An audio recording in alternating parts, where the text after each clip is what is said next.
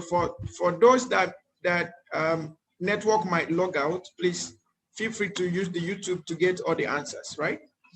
Okay, so let me give you some time to go live, then I'll be sure I'm not taking any question again.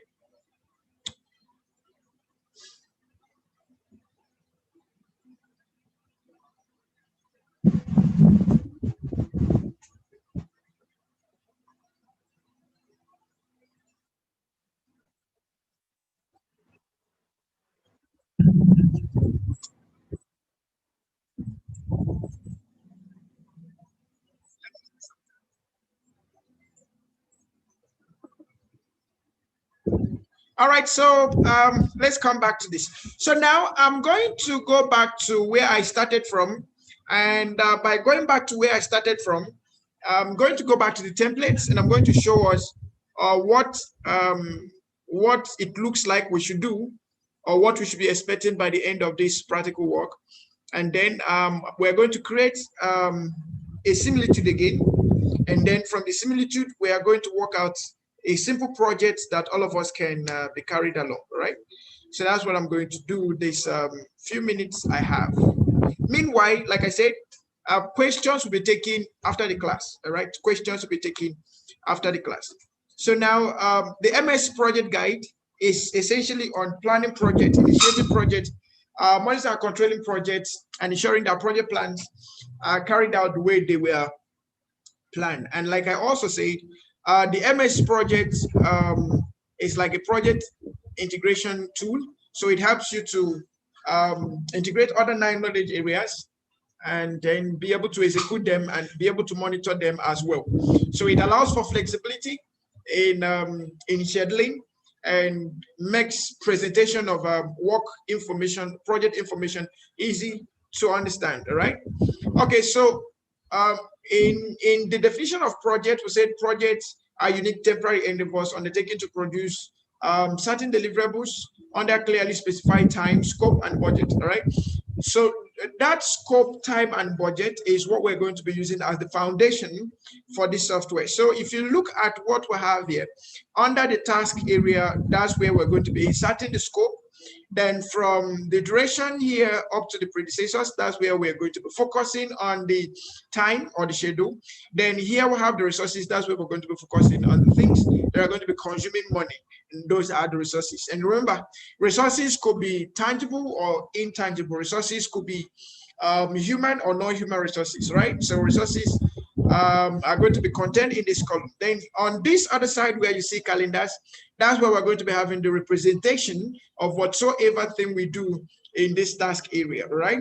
So whatever thing we do in the task, duration in the resources, they are going to be reflected in this Gantt area as pictorial representation of all the things we are doing on the other side, right? Now, like I also said in the morning section, this I, we talk about activity attributes. So this I is where we create all the activity attributes. So if I need to create an attribute about a particular activity, or I have to give a project summary, I could actually do that here. All I need to do is double click on this small column, and then it will give me a dialog box. Then I can go to notes and make all the project summary the way I want to actually say it. And it also gives me the avenue to now make specific changes if there is need on that particular task as regards to maybe the name of the task, the duration, the priority given to the task, the start and finish. It also helps in advanced scheduling, like putting constraints and deadlines to project tasks and all of that, okay? And also it could help us mark tasks as milestones or not, all right? So with these activity attributes, it makes it a little easier for us to manage individual activities or individual project tasks in the whole project, all right? Okay, so I'm going back to get a template that will look like what we want to see by the time we are done, all right? So I'm going to go to File, please follow me. I'm going to go to File, and I'm going to click on Open. I'm clicking on open. Then I'm clicking on the computer, right? So you see on computer. So I'm clicking on computer, and then I see this dialog box, and I want to get project templates to guide me on what I really need to do. So I could actually choose any of these to help me out. So let me choose annual report preparation. So for those of us in auditing and accounting, let's choose this. All right, and let's see what it looks like. Okay, so let me be sure that everyone is seeing my screen. Okay, so from what we see in this screen, you could see a template of what we really want to do, how this annual report project has been really scheduled, and given instructions and how the things should be done, the phases, the tasks, and the attributes. You can see a note there, a note sign telling us about the attribute of that particular project. So if you go to note, you'll get the information regarding what this project is all about. So we could see that here, all right? And then on this other note too, you could see what the note is trying to say about that particular task. All right. So these are these are how we could use the activity attributes in project scheduling. Now, remember in project scoping, let's start with scoping first. In project scoping, we have scoping by WBS, which is typical of what we have here. That's breaking down the entire project to smaller manageable units. So that's typical to what we have here. Then we'll also have scope by phase. So if you check what we have here, you'll find that this project was actually phased. So you can see the phases as they are. So irrespective of the volume of tasks that were associated to the phases, we only have just 1, 2, 3, 4, 5, 6, 7 major phases, right? So these are the major phases to this project. But remember, we can also have WBS by deliverable, which essentially focuses more on the output we're expecting at the end of the day. So I could actually have this. So I have the project deliverable, the expected project deliverable, which is the annual report preparation. All right. Then I could have this broken down into phases, which is what I have here. So I have the initial planning, I have the designing of the annual report, I have defining the SEC 10K and PROSI documentations, I have developed annual report, I have performed financial closing activities, produced annual report, distribute annual report, and then I have a final statement that says annual report complete. All right, so that's like project closure, right? Okay, then if I now go down to each of these phases, I'll have to see the tasks in each of these phases, right? So you could see all the tasks here. Now I wanted to notice something. If you notice in the Gantt area, okay, you notice in the Gantt area, you find that the project statement of work has a light gray color. Then the phases have dark gray colors, and they have closed end-to-end bars, right? They are closed end-to-end bars, right? Now check out how the tasks look like, right? So you see the tasks are blue in color, all right? They are blue in color. Don't mind the relationships yet. I will explain how the relationship came about. The lines that show, the arrows that show, right? So you see, these are like blue colors, differentiating the task from the milestones or the phases, and then differentiating the phases from the project statement of work, right? Okay. So I could go ahead and actually unleash all of this. And if you check critically, you find that some of the phases have sub-phases in them, right? So you could actually have sub-phases in project phases, right? You have sub-phases, just the way we have project programs containing projects, and then we have portfolios containing programs and projects. We could also have projects that have phases and sub-phases, right? Okay. So this is just a typical of what we want to do. Now, by the time we are done with this, we want to have the duration of the work that is to be done. That's the total duration of the project, right? So from here, you see that the total duration of this project is 42.5 days. The summation of this total duration is a function of the relationships that existed between the tasks. For instance, if you check in this area, you see that we have finished to start. So this arrow you see here is finished to start. So you have finished to start, finished to start, finished to start.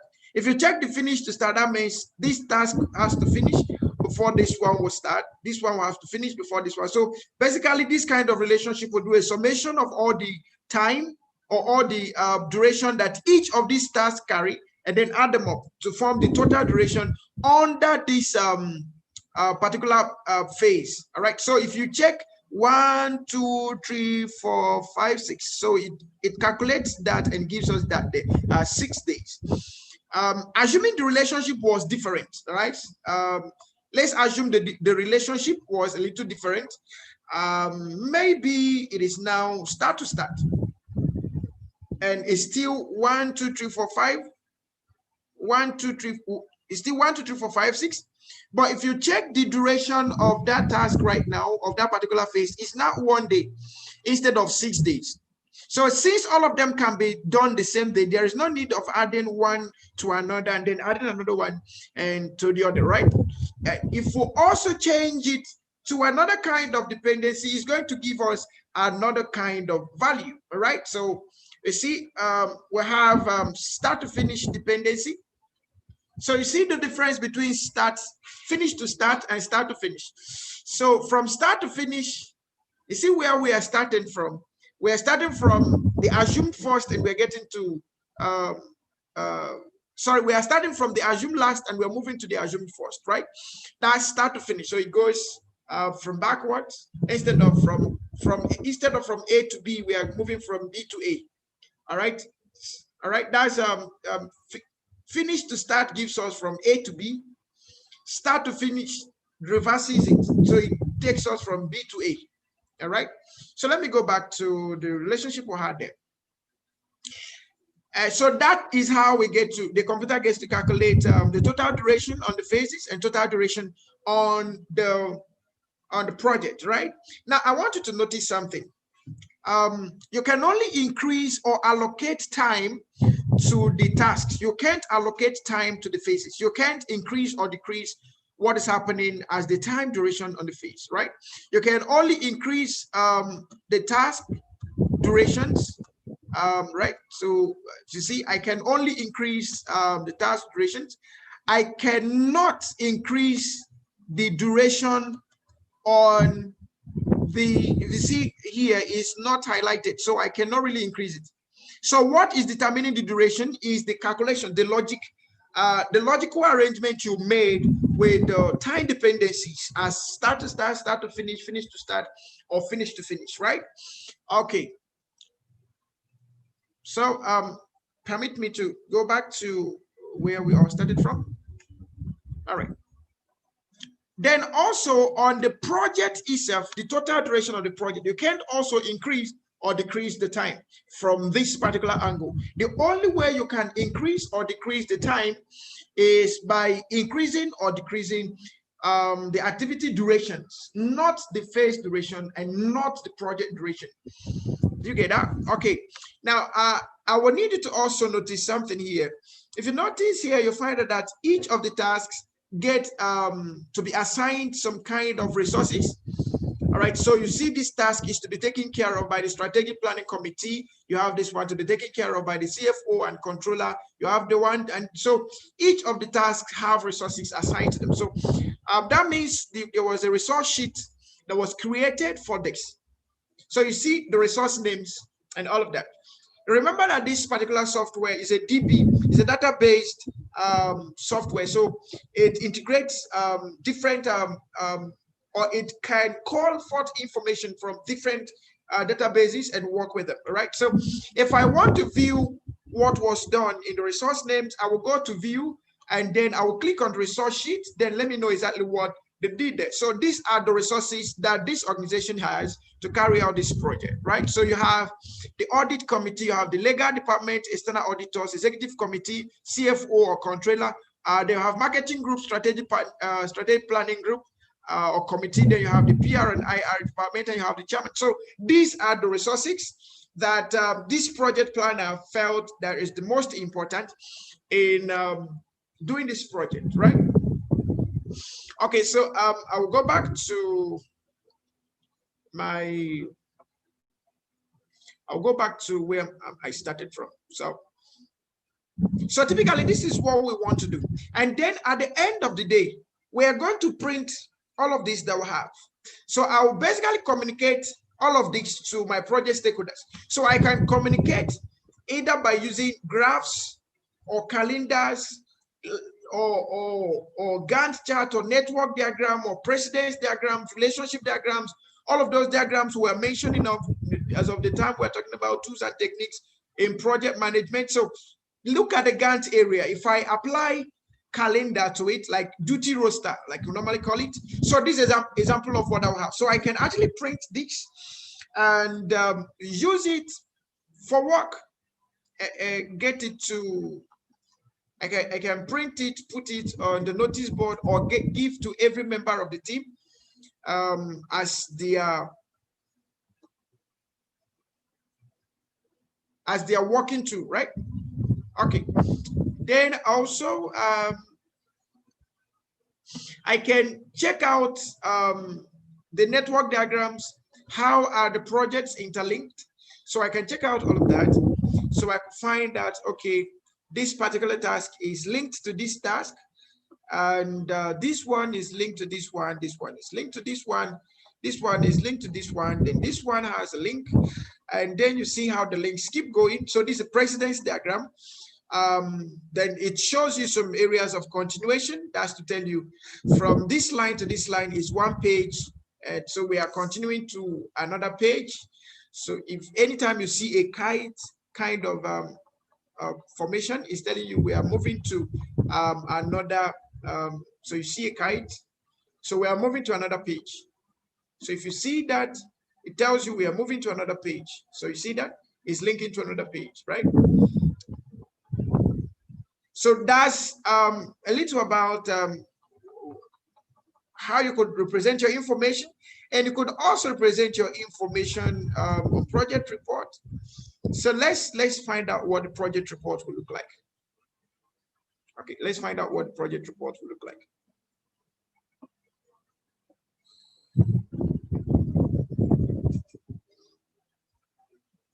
Okay, so I will go to report, and then I will try to check what kind of report I should give. I could try to use bar charts. I could try to use Excel to create my reports, right? So I could have cost baseline report. All I need to do is to double click on it, and then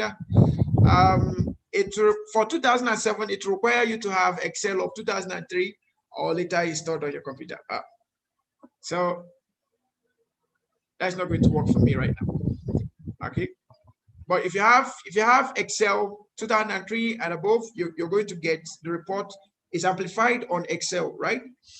Okay, I can also choose to do my report like other displays other than what do you call it, Excel. So I can actually use things like overview, where I could have my project summary.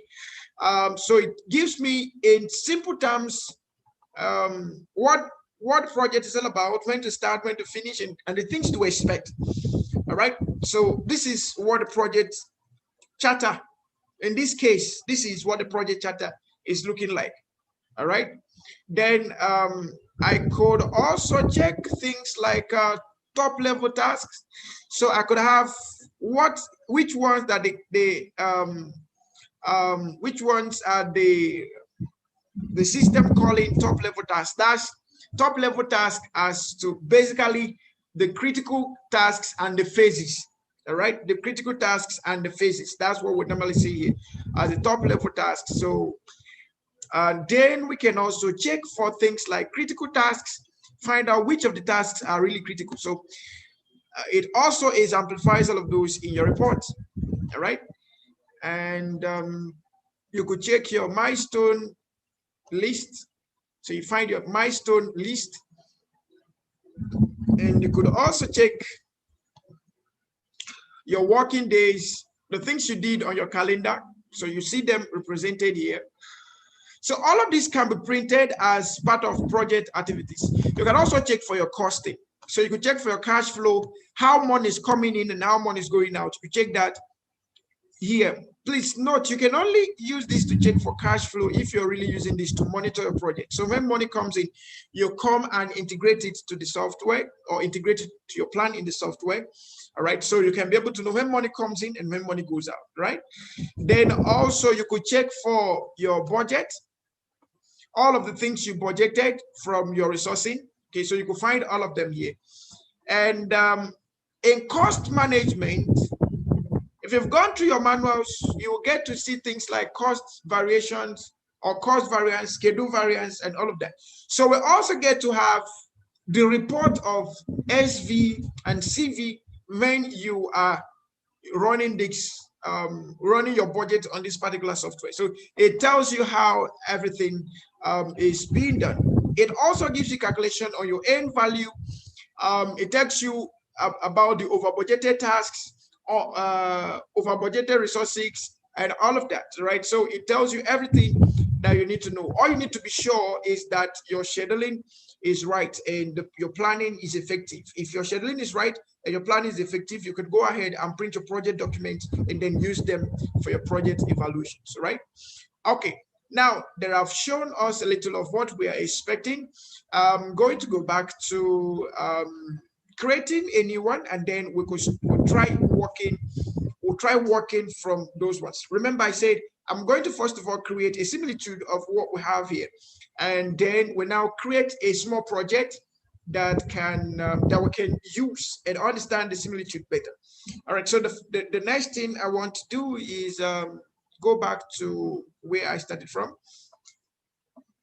Okay. So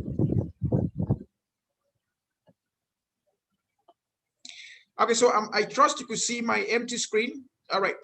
Now, remember, I made mention of the project wizard, and I said the project wizard or the project guide will help you, especially those of us that are still beginners to MS project. The project guide will help us in developing the project.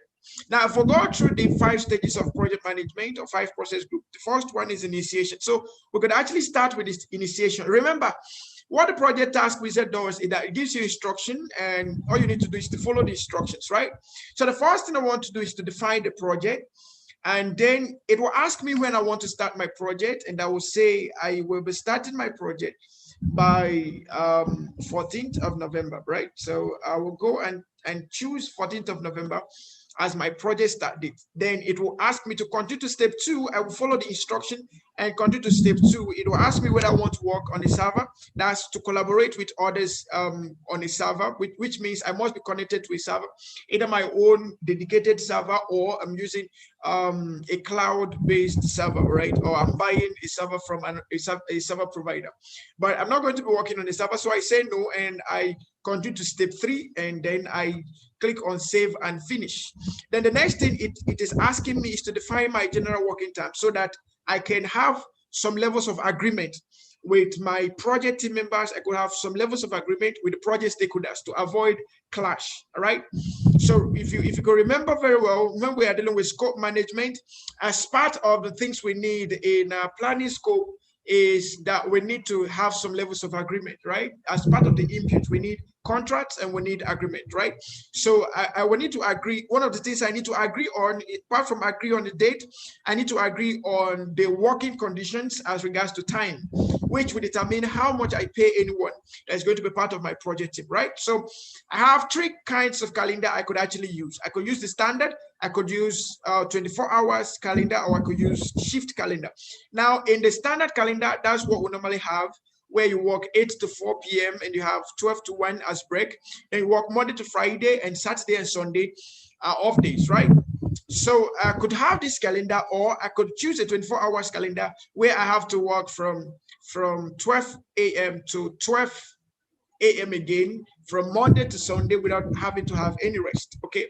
And someone could ask, are there projects like this? The answer is yes. There are projects like this. All right. They will have projects also that could be done on shifts, like some say night shift, morning shift, and afternoon shift, right? So you could also do your projects on shift, all right? So if you're doing your project on shift, you can also decide the days you're going to work, right? So, but for now, I'm going to use the standard, and I will manage the standard the way I want it to be. Okay, I will configure the standard the way I want it to be, right? I want the standard to be the way I want it to be. So I'm choosing standard, and the project guide is asking me to continue to the next phase so that it can tell me what to do. So I'm going to obey what it's saying, and I'm going to go to the next phase. Now, it's showing me like a sort of the back end that generated this working preview that I have here. So it's now giving me access to change the days, change the working hours the way I want it to be. All right. So if you check from here, I have Monday to Friday that are ticked. So anyone I untick simply means that I'm on assigning that day to be a work day. So I'm definitely making that day a free day. All right. So anyone I tick, I'm automatically telling the computer that this is the day I want you to work. Okay, I want to work. This is the day I want to work, right? All right. So if I tick Sunday and untick Thursday, all right. So this is how the computer will also help me monitor and control my work. So if I want to say I need to monitor what's happening on Monday, it will tell me that there is no work on Monday.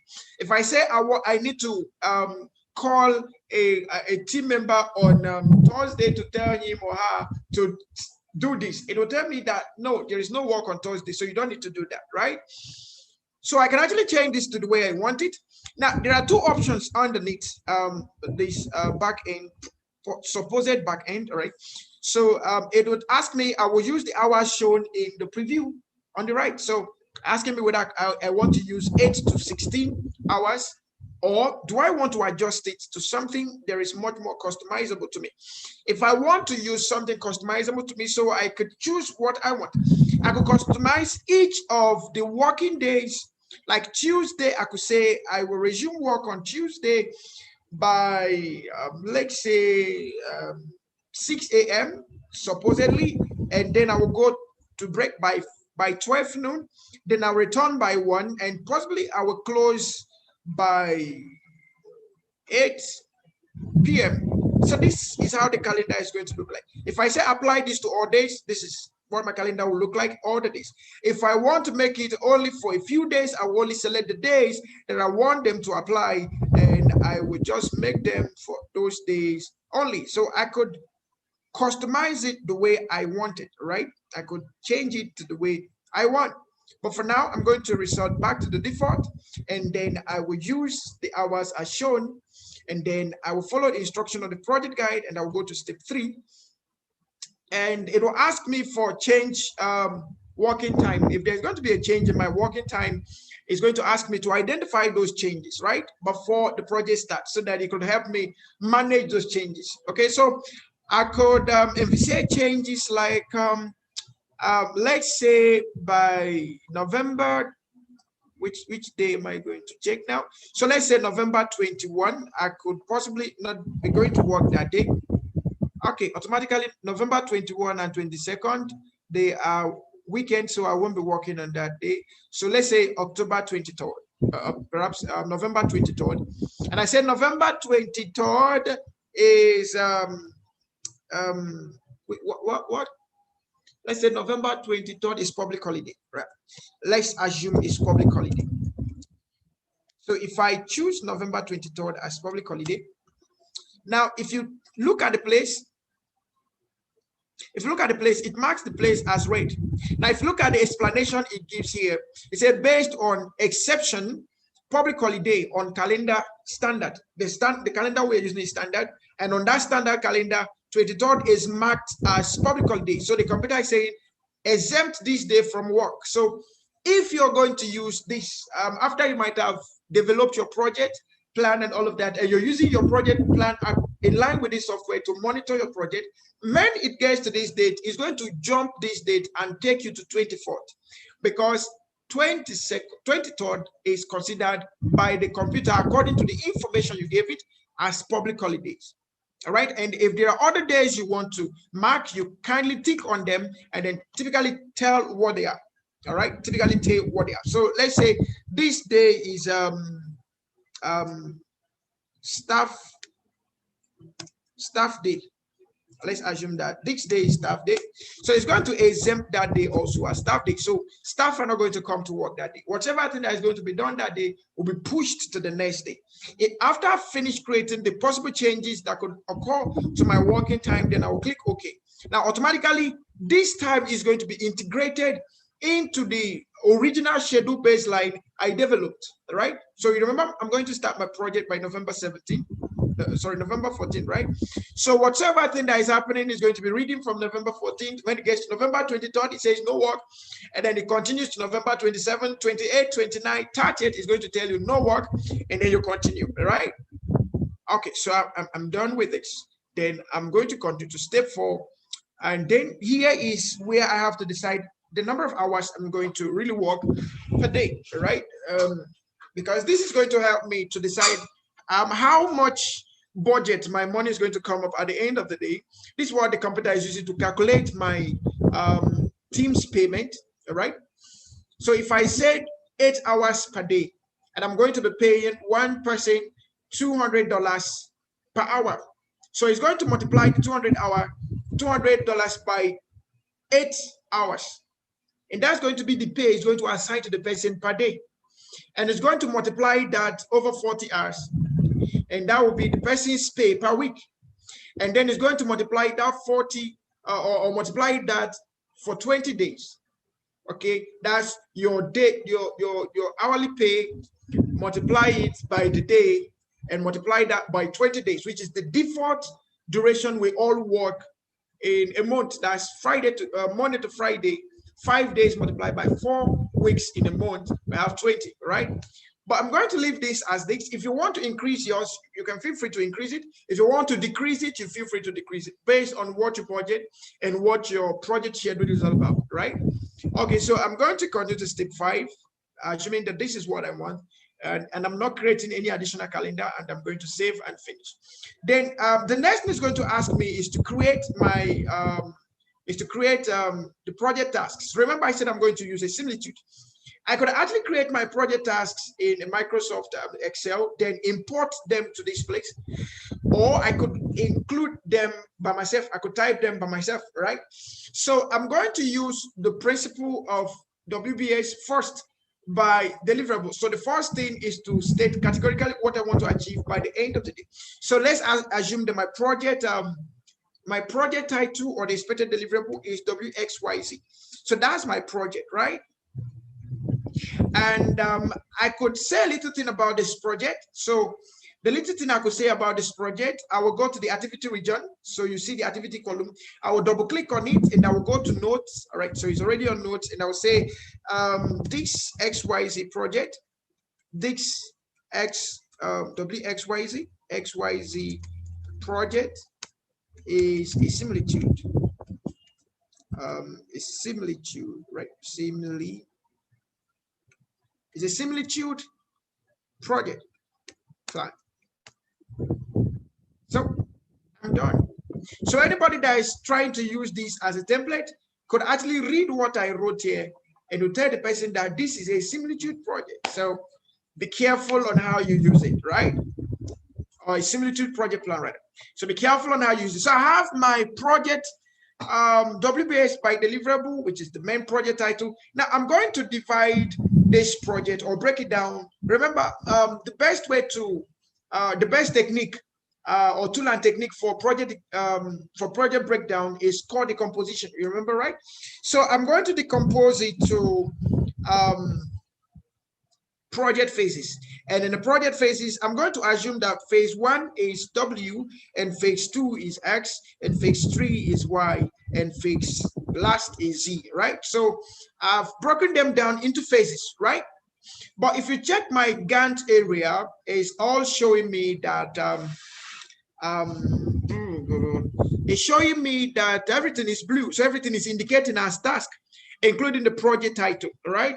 So to ensure that they are not all showing as project titles, I'm going to ensure that I align these ones under the project itself, right? So I'm going to highlight all the project phases, assumed project phases, and I'm going to indent them. So you see those two arrows there.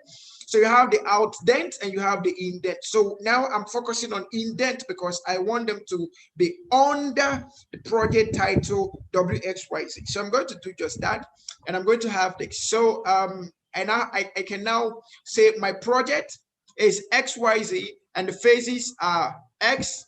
Sorry, my project is WXYZ and the phases are WX, Y, and Z. Now, if you check what is happening in the Gantt chart, you find out that the color for the project has changed. The project title has changed. Then others that are still assuming tasks at this moment are still appearing blue, right? So I'm going to now create tasks under each of these phases so that each of the phases can also have their subgrouping, as it were, right? So I want to create tasks on the W. So I could actually decide to remove everything here, but I've already grouped them, so I can't really remove. So what I need to do is to now insert new cells. So to insert a new cell on the W, I have to click on X, then I go to insert, and then I click on new task, and I do that for as long as as how many tasks I have under X, right? So let's assume that X has sub projects under it, or sorry, W. So I have W1 as the first task. I have W2 as the second task. I have W3. Perhaps under and I have W3. Under W3, I now have W3A. Just assuming when I have W3 as a sub work also, so I have W3B and I have W3C. All right. So now I will first of all look at what I would do. Now, since I have sub projects, or I have tasks that are under a task, under a phase, I have to group the tasks under the tasks under the phase before I will group the task under the phase, right? So in this category, W1, W2, W3 are on the same level. W3A, B, C are on different level from W1, 2, and 3. So these are progenies of W3. So I'm going to indent them under this category. So I have them like this. But 1, 2, 3 are under the same category. So I have to indent them also. So that means that when I come to W, I have task 1, 2, and I have task 3. And task 3 is having smaller tasks also as A, B, C. All right. So if you now check here, you'll find out that W has changed color and W3 also changed color because it's no longer an ordinary task, but a subphase, right? Then I will do the same thing for X. So I click on Y and I go to insert, and I insert new tasks. All right. So for the sake of time, I'm just going to do that a little. So I have X1, I have X2, and I have X3. So let's assume that there is no sub projects. There are no further breakdown as sub projects on the X. So I will highlight all of X1 to 3, and then I will indent that also, right? Then I will do the same thing for Y. So I have, let's assume we just have 2 tasks on the Y. So I have Y1 and I have Y2, right? Y2. So I also do the grouping. So I highlight this and then I indent. Then let's assume that Z will have Z1, and then under Z1 we'll have Z1A, and then we'll have Z1B. Then I have Z2, then I have Z2A, Z2A, Z2A, Z2B, and Z2C. All right. Then finally, I have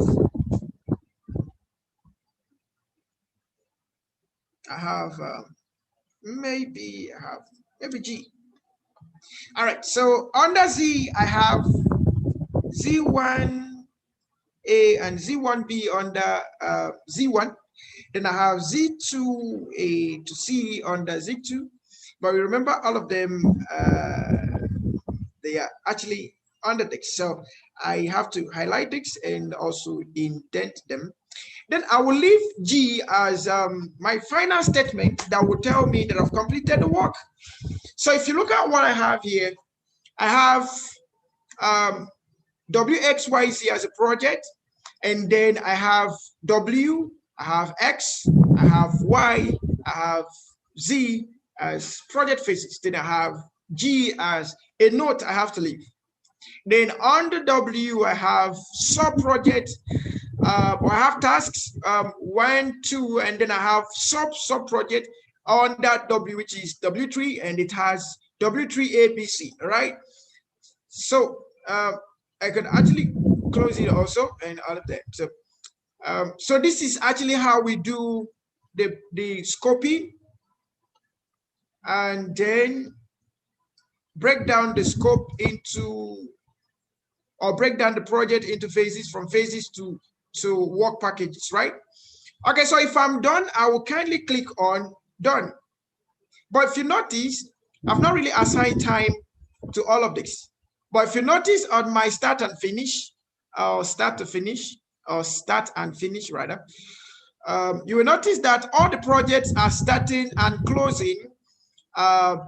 They are all starting and closing Monday 16th, irrespective of the fact that I said I was going to start on the 14th.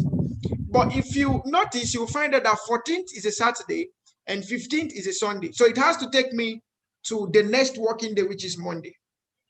All right. And from what we have here, it tells you that by default, this software is set, or it sets the relationship as start to start. That's what it's showing us here, that the default relationship among all of these tasks is just start to start. All right. Okay, so I want to do some organization and restructure it. Let me have the days to them, and let me have different relationship to them, and let's see what will happen. So if you check the total project duration here, it's still 1 day. If you check the duration on the phases, they are just 1 day. All right, 1 day for each of them. So I'm going to now assign days to each of them. So let's assume W1 will take me 2 days, and W2 will take me maybe 3 days. W, all of this. So just follow me. I'm just assigning duration to them.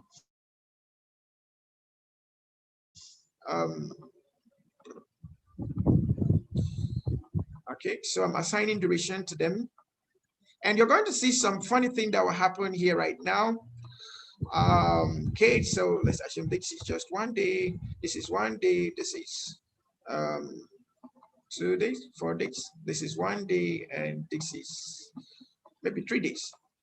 Now, irrespective of the fact that I've assigned days duration to them, the fact that is the total project duration is still 5 days, which is the highest number here.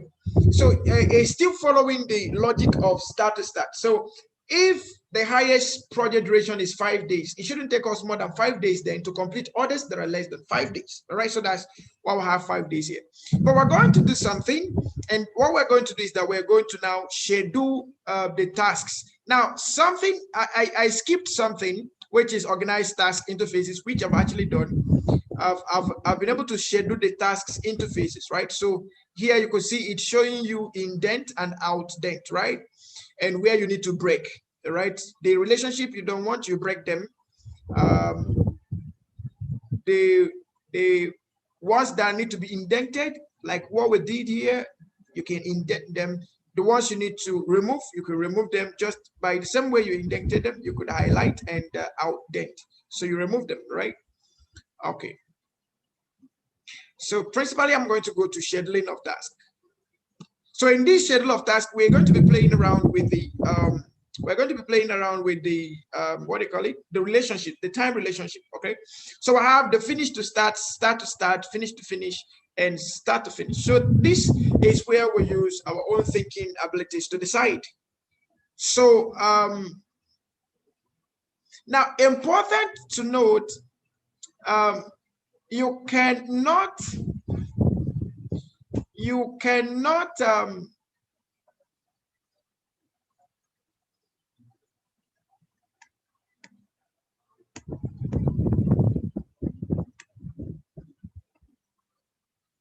okay, you cannot create relationship between a task and a phase.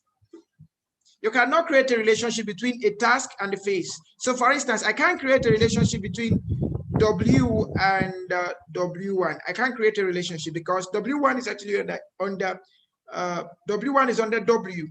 And I can't create a relationship between W1 and Y because W1 is a task and Y is a phase. So I can't create a relationship on that. If I try creating that, the computer will tell me that I'm not doing the right thing. So I'm just trying to give us a background information so that in case we are trying to create relationship and it doesn't work, you don't get to be bothered. So I'm going to start with W1 and W2 relationships. So W1 and W2 relationship, I could say they are finished to start. So I highlight them, then I click on the box or in the box of relationship that I want to assign to them. All right. So if you check here, we have a kind of shift, right? So you see a kind of shift. Now, remember, I cannot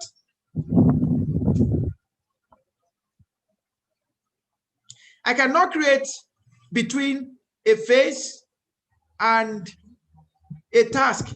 But if I have a sub phase, like I said, in this category, W1, W2, W3, they are in the same category. W3 had children does not have to disrespect W2 and W1. All right. So I could still create relationship between the things that exist here. All right. I could still create relationship for the things that exist here. Now, I could also go ahead and create a relationship between W3 and X1. All right. So I could decide that they are finished to start also. Then I could now create for X1 and X2. Okay. So I could say they are start to start, and to X3 it is finish to finish, and then I'll go ahead and create all the relationship the way I want them to be. Please note that this is a similitude. Okay, this is a demo class. This is not the real class. All right. Okay.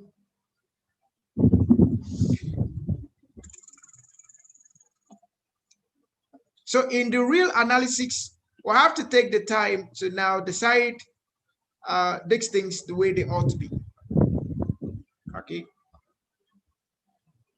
So I could create this also. And I could create these relationships also. And I could create a relationship between these tasks and the task under Z. So I could create a relationship here also just to create an interlink. Okay. So you see what is happening there. So then I could create a relationship between Z and X. Yeah. So this example of what I have. This example of what I have here. So I'm going to put this as 0 so that it will not repeat any work to be done. So it's going to show me that. So that's 0. There's no work on that day. All right. Okay. So somehow I've been able to do my scoping. I've been able to do my duration fixation, and I've been able to get some things in the Gantt chart. All right. So quickly, I will try to create some resource sheet, and then I will assign resources to this task. Then I will try to view what my budget will look like. That's if I assign monetary values to those resources. they will tell me what my budget will look like, right? Tell me what my budget will look like. Okay, so to create resource sheet, I will go to view, please follow me. I will go to view, I will go to resource sheet, and then I will create all the resources that I need. So let's assume the resources I need for this project, P, Q, T, X, R, E, V, B, and K, L. All right, so let's assume that these are the resources I need. Now, please, I need you to pay attention in what I'm going to explain right now. Okay, I need to pay attention in this area, because this is where some people make mistakes and they get to have bloated budgets, all right? And they begin to wonder, like, this is not supposed to be so. All right, now there are three categories that you see under this type, and I need you to understand these three categories. Work exemplifies humans, the work that humans do, right? So you pay them essentially per time. So anytime the computer sees a relationship that has to do with work, it is automatically paying you per time. Then the materials can be purchased or procured. So I may not really need to be paying them per time. Now, I want you to see something here. If I choose material, look at maximum unit is removed. I only have standard rate. There is no overtime rate. I have cost per use. So I could actually decide cost per use. So let's assume I said cost per use is 200. Let's assume it's 200 euros. We can change the currency whenever we wish. Now, that means if it's 200 per use, I can only pay you 200. I can only budget 200 for this particular material. Now, if it is work, if you notice, you have on 100% full usage, I'll have to pay you, maybe I have to pay you, 20 euros per hour. And if you're going to exceed the usage, the 100% usage, maybe over time, then I could pay you 2 euros for every other hour that you're going to work. Okay, I'm going to pay you additional 2 euros for every other hour you're going to work. I could also decide to leverage on cost per use. Let's assume is a contract work or a consulting job that I don't want to be paying the person per hour. I can decide to pay the person on lump sum, right? So we calculate how much is the lump sum and I put it under the cost per use. So it's going to be a one-off payment, all right? If I call you another time on another project, I will pay you separately, right? So that's how the cost per use works, all right? That's how the cost per use works. So let's assume that P is work. From P to X, they are work. So I need to pay them 25 according to their abilities. Then I pay 15.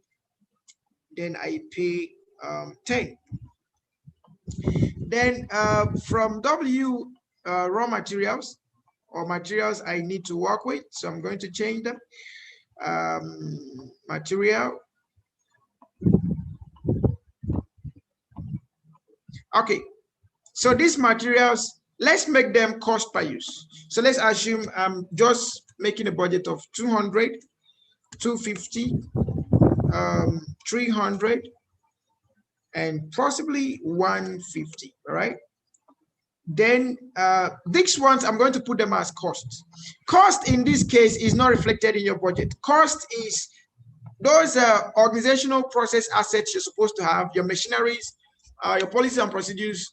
It is not the role, it is not the responsibility of the project stakeholder to pay for your machineries as a company. So if you want to include cost of machinery as part of the project inclusion, it is not the stakeholder's interest, all right? His or her own interest is for you to get his work done. So whatsoever thing we do here will not be reflected. So if you check now, there is no standard rate indicated. So I cannot really affix any amount to this. Now, For the sake of work, this computer will calculate on hourly basis for 8 hours that I scheduled, and for any time I assign this person to a work, it will calculate the total duration that person is going to work and then generate the person's payout. I trust you understand what I mean, right? Okay, so I've specified people and equipment as what we have here. I'm not entering any other one. The booking types, I am going to say that all of them are committed. Remember, they can be committed or proposed. Okay, so so for the costs, let's put all the costs proposed, since they are not really going to be doing anything for us. It's just for us to know that we're going to be buying these things.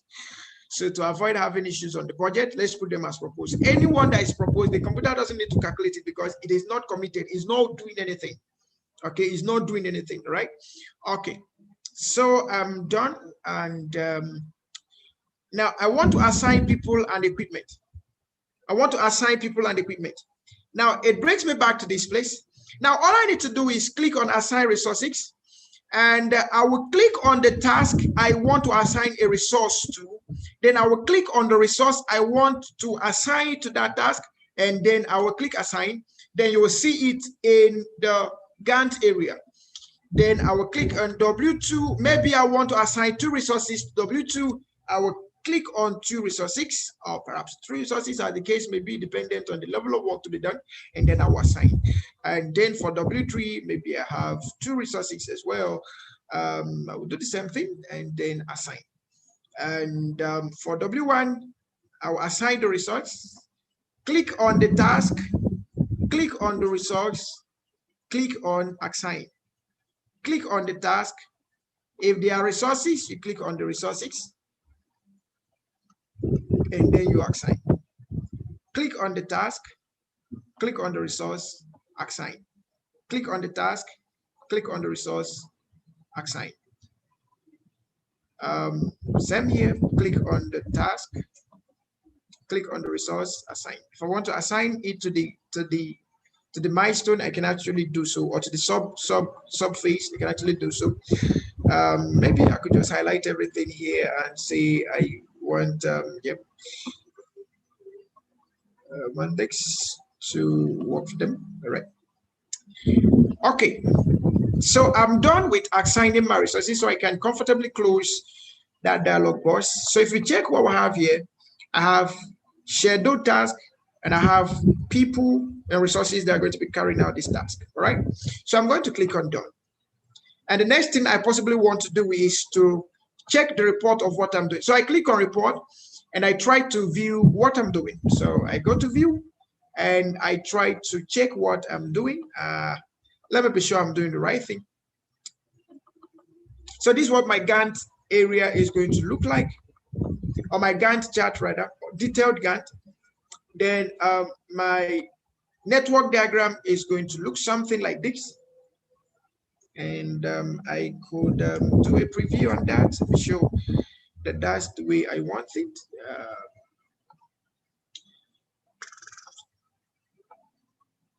So this is how my